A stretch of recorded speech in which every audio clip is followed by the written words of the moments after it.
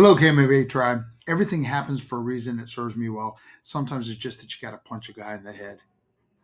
All right, that's not really the thing of this lesson, but one of my students that's really good on social media just told me how you got to get somebody's attention first, and it is applicable to the lesson that I'm going to talk about, and that's going to be the second thing I want to talk to you about today. First, I just want to say I'm so grateful to be back here with you today because besides being super busy, it really just the internet's been down for a while. We have not had internet here, and it turned out when they finally made it out yesterday that it was because a lawn guy had cut the cable. And that just leads me to the first point of today's message is like, what's up with that? Like, to me, it's so indicative of what happens when we don't do our best work. How can the cable not be buried enough that a long guy just comes through and cuts it?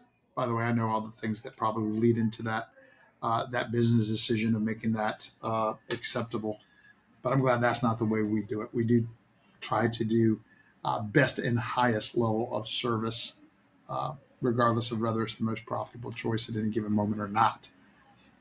The main point of today's lesson is that everything happens for a reason and it serves us well. It's a lesson that I've been teaching from the floor.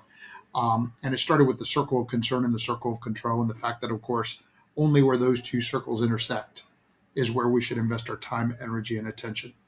That was the lesson of the week last week. And then this week I was explaining that one of the most important parts of that intersection, the T, time, energy, and attention, is everything happens for a reason and it serves me well. And the part about punching somebody in the head is really just this, is that when I teach the lesson from the floor, first thing I would say is, kids, look to your parents, look to the adults in the room for the voice of wisdom. And I said, how many times has something happened that you were sure was something terrible, later to find out that it was really a blessing in disguise? And of course, almost every adult will raise their hand. And I'll explain that that's one of the ways in which this black belt leadership principle applies, that everything happens for a reason and it serves us well, is that sometimes we don't understand how at the time, but looking backwards, the thing actually was a blessing in disguise. But then I'll take somebody, a volunteer from the audience. I'll say, who's the fastest person in the room? And I'll get them up and I'll say, okay, I'm going to touch you on your head. And all you have to do is stop me from doing it. And I'll touch them 5, 6, 7 times while they're trying to stop me. And then I go, it's not only that I'm faster than you. And I'll tell them the secret that is relevant to this discussion. It's really that action beats reaction. And we want to be proactive in every circumstances that we can. Sometimes, don't get me wrong, you have to wait and see what happens. But more often than not, proactivity is better than reaction. And the way that it applies to this black belt leadership principle, that everything happens for a reason that serves us well, is simply this. When terrible things happen to me, I have learned to ask myself the question, why? And not, why is this happening to me? But in the sense of, why is this happening? What am I supposed to learn? 1, and 2, how am I going to make sure that this is going to serve me well? What action do I take next to ensure that everything happens for a reason and serves me well, including this thing? And when you ask the right questions, you get better answers. So that is an important lesson of this thing. By the way, I'm going to close with one more. If you've listened this long, you get this one. This is just something that came up over coffee with my wife, Barbara, this morning. And that is that we were talking about the tail wagging the dog, and how, I'm at a place in my life now where I try to really, really minimize that happening. And of course, what we mean by the expression is there's at any given time a best and highest use of my time. And it's not always what the tail thinks it is.